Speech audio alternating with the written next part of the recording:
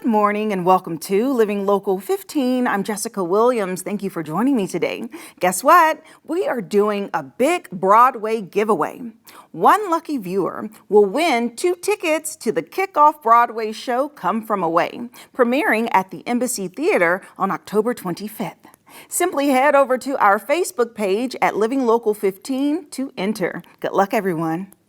Now, on today's show, I am visiting the University of St. Francis and learning all about their new hip-hop music integration program, which sounds pretty innovative. Then it's Wealth Wednesday, and we're discussing required minimum distributions. And later, the Embassy Theater joins us to share about their membership and student programs. Are you ready? Let's get started. Fashion, food, and fun. You're watching Living Local 15 with your host, Jessica Williams.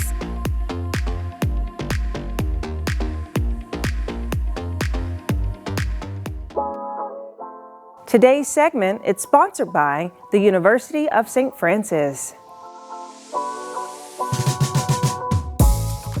I am outside of the University of St. Francis Music Technology Center, and I'm going to learn more about their different concentrations of music that they offer their students and also dive deeper into their brand new hip hop and R&B concentration program. Are you ready? Let's do it.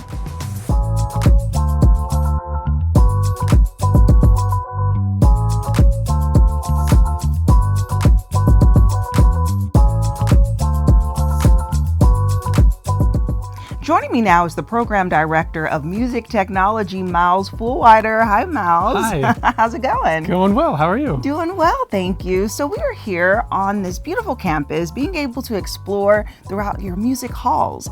And I would like for you to share with us a little bit more about your music technology program. Sure.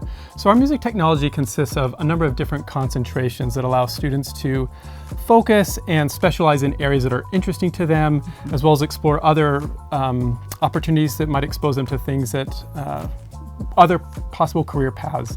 So within our music technology program, we have now 6 different concentrations, which is a little bit of what we're going to discuss today. But our first concentration is our recording, engineering, and production, and that's for students that want to be doing this, being in this kind of an environment and living in the studio, producing music. We have a concentration that focuses on that. We have also a concentration that focuses in post-production and sound design. So anything for picture, post, video games, those types of media creation.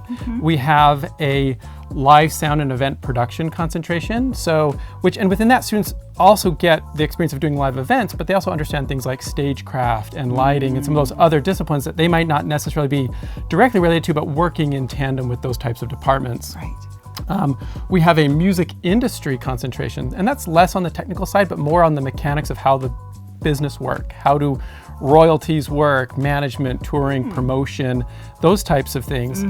And then we have one of our most popular concentrations is something that's unique to us, what we call contemporary artist development and musicianship. Okay. And so that is where it's 2023, and what does it mean to be a professional musician or an artist today when you have a different landscape? You have people that have very vibrant careers that maybe they don't actually give live performance. They've utilized social media and these different platforms and have a very strong community as a result of that. So, or you also have people that are wanting to be session musicians or touring bands. And so that concentration focuses on those different aspects and looking at all those things equally.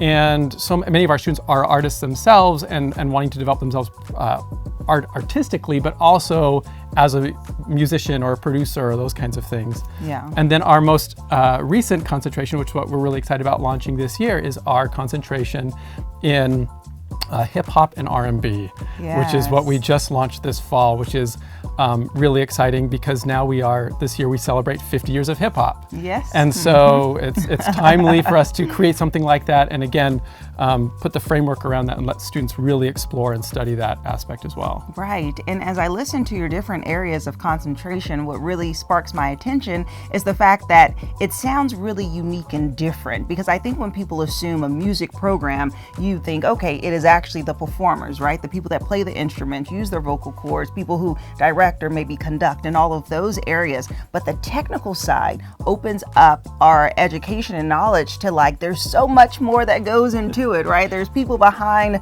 the booth, and I love that you all allow for people to focus, have a passion for music, but maybe not a passion for singing, so they can use it through a different way, or maybe it's not a good the example. singing Yeah, talent. no, it's true, and within music education, I think the thing that we do really well is that there's a certain model associated with that, and we feel we've really broken that open in a sense, where we have such an eclectic nature of our students. So within that, things that even extend outside of our program is we have other really strong programming at the institution. And so our students are working within other programs, whether it's within animation or film and these other areas. So students get that cross pollination, if you will, of those other disciplines and working with students and things, but really that eclectic nature in the sense that it's just really exciting to have students that come from such a variety of backgrounds and experiences, and then being able to work and develop them over 4 years and helping them pursue that passion, whatever that is, and prepare them for that. So that's what I think that's what we do well. Okay, that's awesome.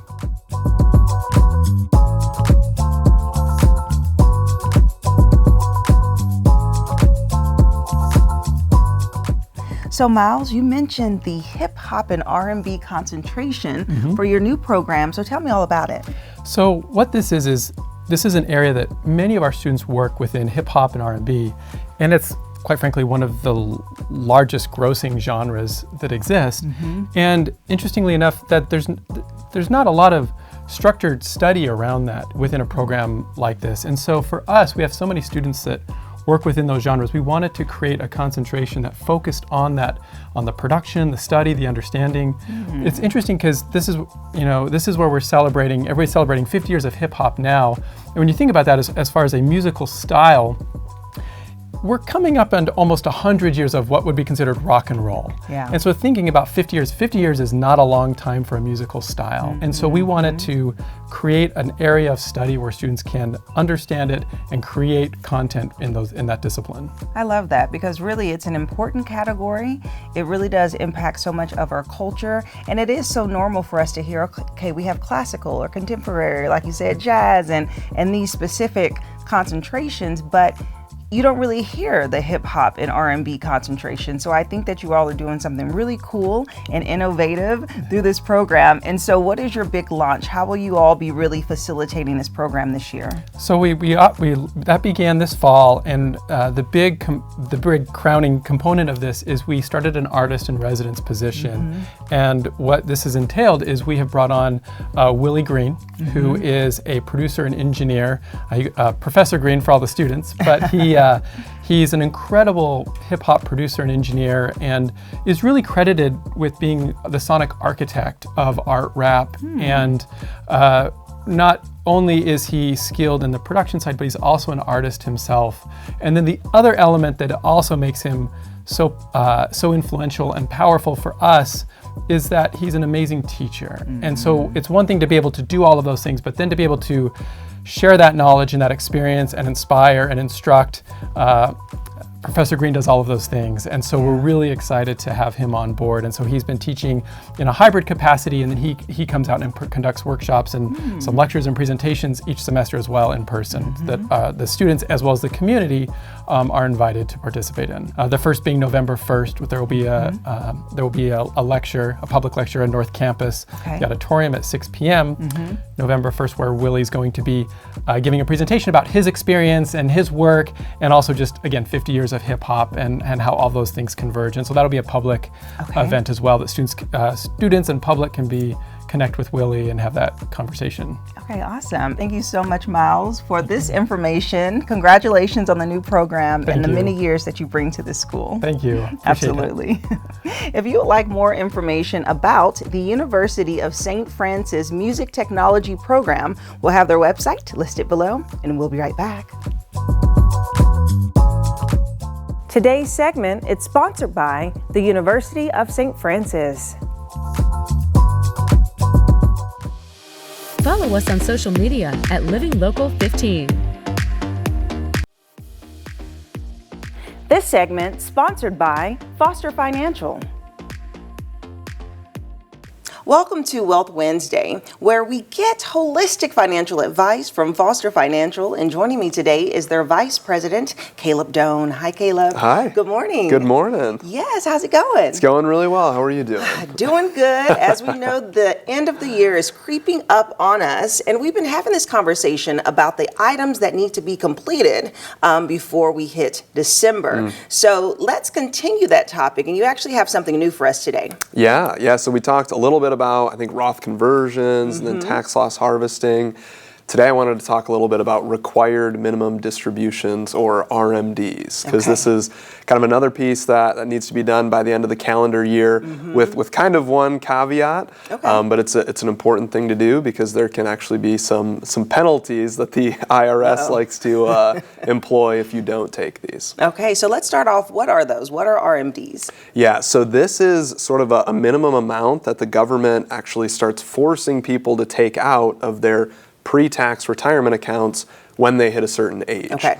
And that age has changed over the past 5 or 10 years multiple times. So it used to be 70 and a half, and then they bumped it up to 72, and then I think it was back in January when the Secure Act 2.0 passed, they bumped it up to 73, and there's actually kind of on the calendar, it's going to go up to 75 in 10 years. And so I think sometimes there's a lot of confusion, and of course, when you're dealing with the government, there's always going to be confusion. Right. But it's important to know if you have to take a required minimum distribution. And that's laid out. Typically, you can see wherever your assets are held, usually it'll tell you how much you need to take out for your RMD. But you need to make sure that's done by the end of the calendar year. Otherwise, it's like a 25% penalty for the amount that you haven't taken. Okay, and so that's so funny. Like the halves always get me on that number all the time. It's hilarious. So this applies only to accounts that have not been pre-taxed. Exactly. Yeah. Okay, so those that have, which we've spoke about, give us a couple of examples of pre-taxed accounts that people may have. Yep. So most of the time, people's 401ks is pre-tax. Traditional IRAs are pre-tax, and then there's some annuities and stuff like that if they have the IRA designation there. The designation for those accounts is actually called pre-tax accounts. Pre-tax in the sense that it has not been taxed yet. That's how the IRS the money in there is pre-tax, hasn't been taxed yet, will be taxed in the future. See. Exactly. Okay. Before taxing. Okay, not the fact that it's been pre-taxed. Right, ahead of time. That could go two different ways. Yeah. Okay, this is good. Okay, so these are funds that have not been taxed yet. And so that's pretty much the reason why it exists, right? So the government wants some of their money back. Yep. Sooner than later.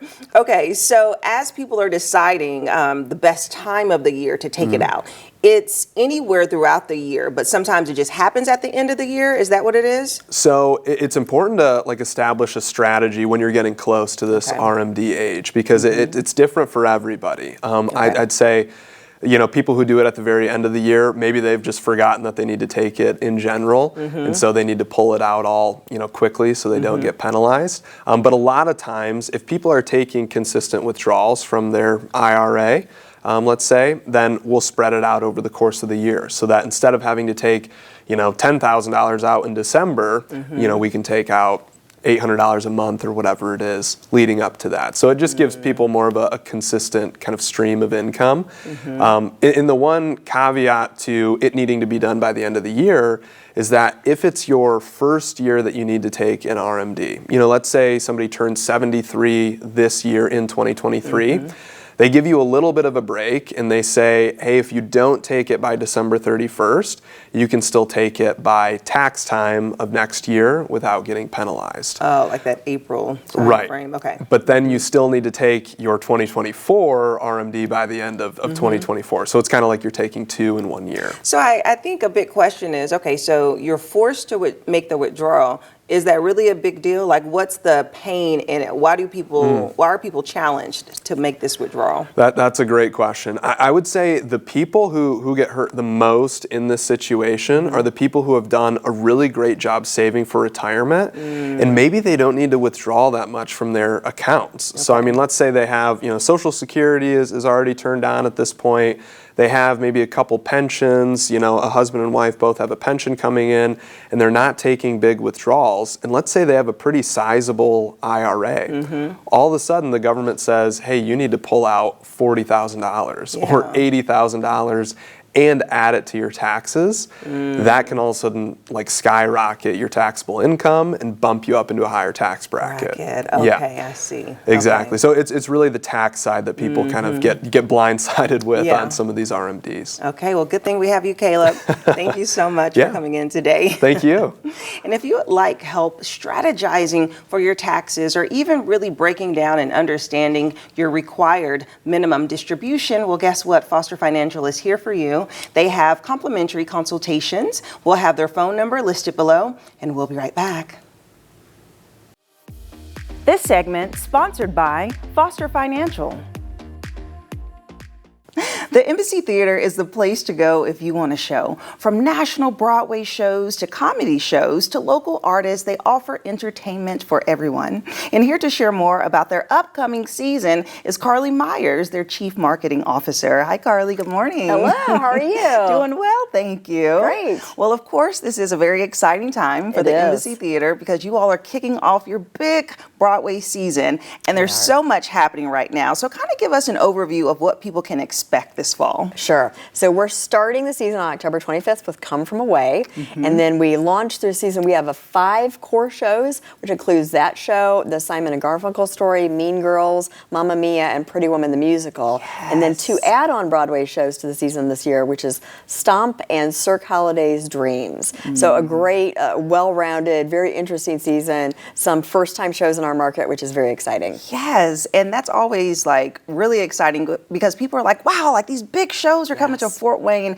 and I know you guys work so hard to make sure that we get the proper entertainment here. Yes. And so including being able to watch the shows, people can get the tickets, but they can also purchase a full season pass. So talk to me about that. Yeah, so we have what is called our 5-show core pass, which includes the 5 main shows, and then you can add on the other 2 shows if you choose. But the core season is those 5 shows, and it gets you the same seats to every show. It gets you a discount on all of the shows by buying it as a package, and it just, you know, it's a great way, even if people don't want to attend all 5 shows, so many people buy those season subscriptions to give a couple sets of those tickets away to people as gifts or to friends or family, and we have a lot of subscribers every year that re-up, and actually this season is a record subscription season for the Embassy, which is really exciting, and you can buy that full subscription up till show day for Come From Away.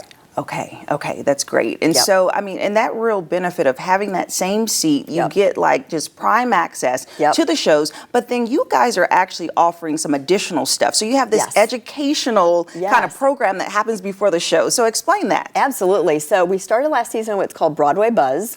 We bring in area experts that have expertise in the topic at hand during the show, theater, dance, whatever coordinates well with the show that night. Essentially, you come an hour before everything starts. You get to hear from a very educated speaker that really gives you kind of insight as to what you're going to see when you get into the auditorium. A very well-rounded, educated local talent that really knows a lot about Broadway, and that's free to ticket holders. So all you have to do is RSVP, and we take care of getting you up to our ballroom for the discussion, and then we get you back down to the theater for the actual show. To be able to enjoy it. And of course, the prep for these shows. There's a lot that goes into it, and these are traveling tours. So as you said, the same performers that are in the major cities, they come here, and you guys set up, and it's this whole takeover that I've been able to witness. That's so cool. It is. And so tell me about just that prep and that excitement leading up to the show. Yeah, most people don't understand. So we have an auditorium that's almost 2,500 seats. Most of these shows are sold out, and you have these tours come in the middle of the night usually, and get going, and you see this stage transform from just an empty stage to what you would recognize as a Broadway production. From the start of that show, you're going to have an incredible time, and you're going to just see the magic of Broadway in Fort Wayne, Indiana. Yeah, for real. And you guys are sharing that magic even to students. So you have this Student Rush program that sounds really cool. So can you describe that? Absolutely. So Student Rush, for people who don't know, is a lower price ticket to allow all our young students to be able to have access to the magic and the experience of Broadway and to a really incredible arts and cultural experience in our city and area. So those are limited tickets. They will be available the day of the show, 2 hours out from the start of the show. Okay. And it will be a $25 ticket all in. Wow. So no additional fees or anything. They will be limited. So what I'm telling people with that is we will promote it to watch our socials. And if you're interested in getting on a mailing list, they can contact the embassy to get on that so that they'll get some advance notice. But once they're gone, they're gone. Yeah. That's really nice. That's really cool. Okay, so people just have to subscribe to the email to get notified. Yep. And to purchase the ticket, they need their student ID. So this is high school and college students. Yes, absolutely. Okay, awesome. Now, of course, something special that we're doing, thanks to our friends at the Embassy Theater, we are giving away 2 tickets to Come From Away, which is the premiere show that's kicking off on October 25th. Yes. And so in order to submit into this giveaway, you just head over to our Living Local 15 Facebook page to enter to win these tickets, and you don't want to miss this show or any of the shows, really. That's right. Yeah, yeah. And so if someone is interested in your subscription program, how should they sign up or get in contact with you all? We'll do it any way that people want to do it. Some people want to call our box office, and our box office will actually do it over the phone with them. Okay. You can go to our Broadway page on our website, which is very front and center to be able to get to it, to do it automatically and digitally. Perfect. Well, thank you so much, Carly, for sharing more. And I look forward to speaking with you because I know we have some news coming up later in the fall that we're going to discuss. So I'm excited about that. So stay tuned. And if you would like more information about the Embassy Theater and their upcoming shows, we'll have their website listed below, and we'll be right back. Living Local 15, proudly driven by the Kelly Automotive Group. Thank you so much for tuning in today. I hope you enjoyed the show. And remember, you can always rewatch episodes or full segments of Living Local 15 by going to WANE.com and also by downloading the WANE app. And as I told you earlier, we are doing a big Broadway giveaway. We're giving away 2 tickets to see Come From Away at the Embassy Theater on October 25th. So head over to our Facebook page, that's at Living Local 15, to enter the drawing today. Good luck, everyone. I hope you make it an amazing rest of your day, and I look forward to seeing you here tomorrow. Bye-bye. Content segments during today's Living Local 15 were paid for by these sponsors.